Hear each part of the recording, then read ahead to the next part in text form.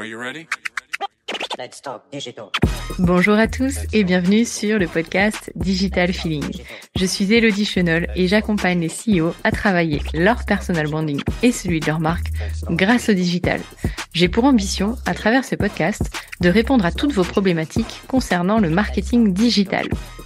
Pour cela, si vous avez une question, rien de plus simple, vous m'envoyez un message sur LinkedIn en privé et j'y réponds lors d'un épisode. Les questions peuvent tourner autour du personal branding, du B2B, de la plateforme LinkedIn, mais aussi des autres réseaux sociaux, de toutes les problématiques que vous pourriez avoir concernant votre stratégie d'entrepreneur et comment améliorer votre visibilité et surtout générer plus de ventes. Si je n'ai pas la réponse à votre question, j'irai chercher pour vous les experts du domaine pour vous produire un épisode qui répondra à cette fameuse question. Bonne écoute! Bonjour à tous et bienvenue dans ce nouvel épisode de Digital Feeling. Le monde de l'IA ne s'arrête plus, c'est vraiment fou tout ce qui se passe en ce moment.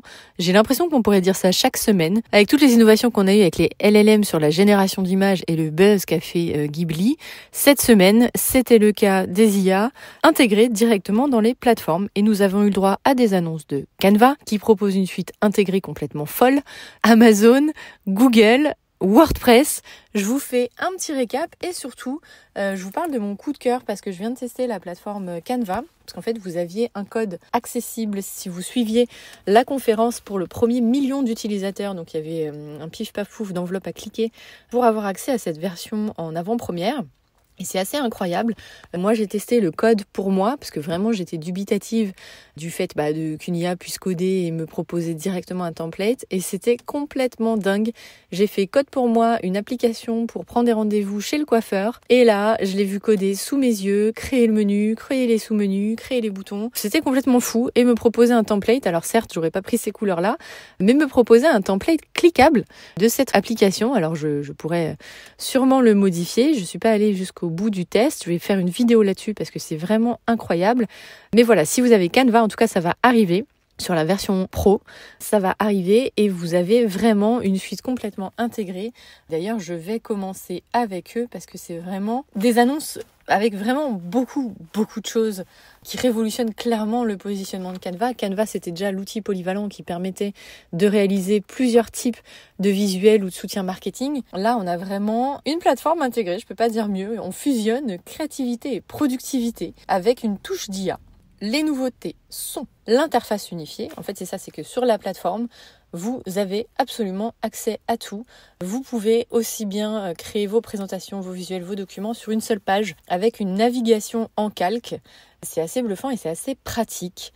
Ils ont aussi développé Sheets, Canva Sheets, qui est un tableur comme Excel, mais qui est visuel et intelligent et qui peut se connecter directement à vos outils comme sur Google Analytics. Donc là, on n'a plus besoin d'aller chercher les données, de les copier-coller. On peut carrément faire du remplissage automatique.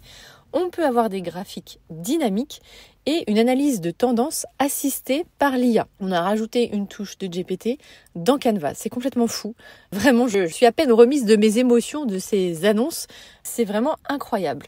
Ensuite, Canva AI. Donc là, c'est un assistant créatif conversationnel capable de générer des visuels, design et documents, soit avec la fonction voix, soit à l'écrit.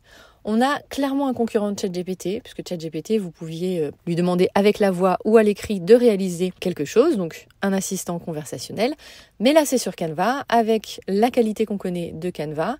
Il existe des GPT sur ChatGPT, Canva, qui permet de développer directement des templates. Mais là, vous n'avez même plus besoin de passer par ChatGPT. En fait, c'est ça l'histoire, c'est que vous faites tout directement sur Canva. Ensuite, vous avez un éditeur de photos qui permet de retouches, des arrière-plans. Alors jusqu'ici, rien de foufou. Suppression d'objets, on commence à avoir des choses nouvelles, parce qu'avec la gomme magique, elle n'était pas forcément toujours optionnelle. Et ce qui est intéressant, c'est qu'en fait, on peut faire des modifications de masse. C'est-à-dire qu'on peut enlever le fond de plusieurs visuels en même temps. Un clic, on enlève tous les backgrounds, qui s'appelle Remove BG. Et puis, tous les marketeurs qui gèrent plusieurs marchés ou qui gèrent plusieurs canaux, vous avez la possibilité, en un écran, de gérer toutes les modifications, tous les formats, en fonction de chaque canal. Vraiment incroyable. Et le dernier, je viens de vous en parler, c'est le Canva Code. Alors là, on peut générer une application, on peut générer un site internet. Je vous invite à regarder la vidéo d'annonce en fait, parce qu'il y a un atelier justement de démonstration avec des personnes de tout âge, de tout profil qui codent, parce que c'est hyper simple en fait. On écrit un texte, on écrit un prompt, on lui dit fais-moi une appli de ça avec ça à l'intérieur. C'est vrai que j'aurais pu donner les couleurs quand je repense à ce que j'ai fait tout à l'heure, mais on peut aller très loin dans le prompt, d'où la nécessité d'avoir un bon prompt. Néanmoins, le rendu est complètement incroyable et moi qui soutenais que les développeurs n'avaient pas à s'inquiéter de l'IA, je commence à m'inquiéter pour eux vraiment sincèrement parce que oui, il faudra toujours être développeur pour pouvoir gérer les subtilités. S'il y a un bug, il faut savoir le réparer, donc il faut savoir coder. Donc oui, les développeurs ont toujours du travail, mais c'est vrai que là, ça va aller très très vite. Alors ce qui est cool, c'est que ça va permettre à beaucoup de personnes de développer leur application, alors qu'aujourd'hui, ils étaient peut-être freinés par le budget. Des startups qui n'avaient pas les moyens de se payer un site internet, ça peut changer des choses. Donc vraiment de très très belles innovations. Canva qui se définit comme la plateforme des créateurs et des marketeurs, mais aussi des startups qui ont envie de se lancer et qui ont envie de gérer différents formats. Canva, c'est quand même 230 millions d'utilisateurs actifs dans le monde. Donc ça commence à faire une audience, certes plus petite des 300 millions d'utilisateurs de ChatGPT, mais avec ce qu'ils viennent d'envoyer là comme information et comme nouveauté, je pense que ça va évoluer. Et d'ailleurs, continuons avec les sites internet, avec WordPress qui passe à l'ère conversationnelle. Alors WordPress, c'est un CMS de création de sites internet. Assez vieillissant, assez poussiéreux, face à des Wix ou des Squarespace qui, eux, vraiment permettaient de générer des sites internet en quelques clics. WordPress se réveille et propose un créateur de site web alimenté par l'IA conversationnelle, le même principe qu'avec Canva. On lui demande quelque chose via un prompt et il vous génère le site internet. Alors là, c'est pareil, c'est assez fou, il n'y a plus besoin de savoir coder. C'est disponible gratuitement, néanmoins, si vous voulez publier le site ou avoir un site professionnel, là, vous allez devoir payer, puis il va falloir payer l'hébergement. Donc, c'est pas si gratuit que ça. En tout cas, le créer est gratuit, l'utiliser devient payant. C'est une révolution pour WordPress. WordPress qui est quand même un acteur hyper important des sites internet. Franchement, à voir, j'ai pas encore testé, mais je pense que ça va vraiment pouvoir apporter vraiment beaucoup plus de flexibilité aux personnes qui n'avaient pas de site internet. Et WordPress, moi ce que j'aime beaucoup, c'est qu'il y a pas mal de plugins en SEO qui vous permettent de travailler votre SEO même si vous n'êtes pas un expert et donc d'avoir des bonnes remontées sur Google. Et ça tombe bien, sans transition, Google qui a sorti Firebase Studio, donc là c'est plutôt pour les développeurs, mais c'est le même principe, c'est-à-dire que même ne sachant pas coder, on pourra générer directement des applications avec l'intégration de leur IA qui s'appelle Gemini. Vraiment, voilà, ça ira beaucoup plus vite. Il y a du prototypage visuel. On peut utiliser des textes, des images, des croquis pour générer une app en next.js qui soit fonctionnelle. On va avoir plus de personnalisation.